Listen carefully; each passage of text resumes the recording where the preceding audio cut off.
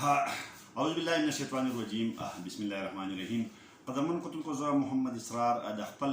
پروګرام سره حاضر یم. کتونکو زمونږ نننی پروګرام چې کوم دی نو هغه د انډیکیټ کوم چې د میډیکل او ډینټل کالجونو پاکستان کې د داخلي لپاره کوم ټیسټ اخیستی شوی دی د ایټا او ورسره چې کوم دی نو بیا KMU په مشترکه اشتراک باندې کوم ټیسټ چې کوم دی دا اخیستی شوی دی او په هغې کې کوم طالب علمانو هلکانو او جنکو په 10 سپتمبر باندې شرکت کړی نو په ټول خیبر پښتونخوا کې تقریبا 40 چې کوم دی نو لکه حالونو هغه هم زیاتره شادي حالونه چې کوم دی د هغې بوکینګ شوی او تقریبا 40 زره هلکانو او جنکو چې کوم دی په دغه ټیسټ کې چې کوم دی نو اپیل شوي امتحان یې ورکړی دی. خو کومه قابل افسوس پهلو چې راغلی د مخې ته نو هغه دا ده چې کله دا سټوډنټان هلکان او جنکۍ چې کوم دی نو دغه سنټرو ته ننوتل نو سکینر یې لګېدلې وې او د دغه سکینرو باوجود خصوصي ډیوایس چې کوم دی الکترانیک بلوټوث دا خلکو د ځان سره چې کوم دی نو لکه وړي دي او په هغې باندې بیا پرچې چې کوم دی نو د هغې د الکولو کوشش شوی دی. نومیریکل چې کوم د فزیکس او د میتھس نومیریکل چې کومه پرچې چې کوم دی ورکړی شوي دي نو هغه هم لکه په هغه انداز باندې نه دي شوي په کوم انداز چې هغه کول پکار بلکې د وخت نه مخکې چې کوم دی نو هغه کړی شوي دي نو په دغه باندې هم شکونه پورته کېږي چې دغه هم مخکې نه سټوډنټانو ته چې کوم دی نو لکه ورکړی شوي دي او دغه حل شوي دي. په دې حواله باندې خو یو شک دا هم دی چې زیاتره طالب علمان چې کوم دی نو هغه دا ډیوایس چې چا ورکړي دي دا هغه چې کوم د کوچینګ سنټر دی تعلق ساتي زیاتره پکې چې کوم دی نو د پېښور دي هغه نیوی شوي دي هغه خلکو ته پته لګېدلې ده چې د هغه کوچینګ ایجنسو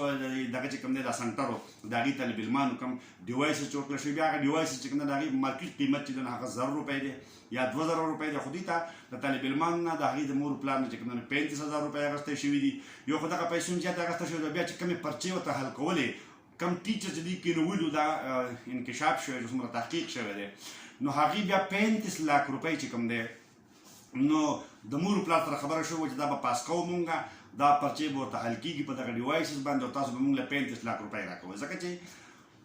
دغه 35 لک روپۍ چې کوم دی نو په عام روټین کې چې کوم په پرایویټ کالجونو کې بیا سبق ویلی کېږي نو تقریبا دغه بیا کروړونو ته چې کوم دی نو خبره رسي ځکه چې کم از کم یو سیمسټر د هغې بیا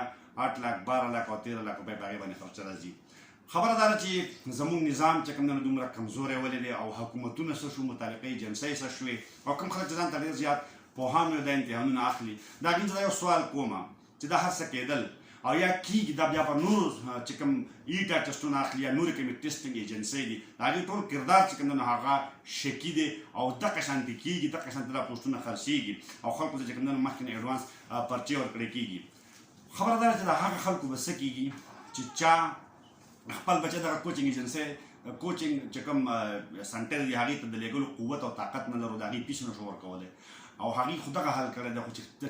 د چا بچي په کور کې چې کوم دی نو له لاټین رڼا ته د بجلۍ د نشتوالي په ګرمۍ کې سټډي کړې ده او هغې مطلب دا دی چې په خپل قابلیت باندې په دغه ټیسټ کې ناست وو د هغې به څه کېږي د هغې د او فریاد چې کوم دی دا خیرې دا به د چا نه چې کوم دی ویسته کېږي او دا لبه به د کمې پورې روانې په دغه حواله باندې چې کوم دی نو لکه یو خبره خو ښه راغلې ده چې پېښور های کورټ چې کوم دی پرون لکه نن 16 تاریخ ته 15 تاریخ باندې سټوډنټان تللي او هغې چې کوم دی فعلا هغه نتیجې هغه رکاو کړي دي او وایي چې باید دا به تاسو چې کوم دی نو لکه نه دغه کوئ تر څو پورې چې دا کلیرنس نه شوی چې یاره په دې کې کوم ټایپ باندې ګپله شوې ده پکار ده چې های کورټ د دې بغیر د څه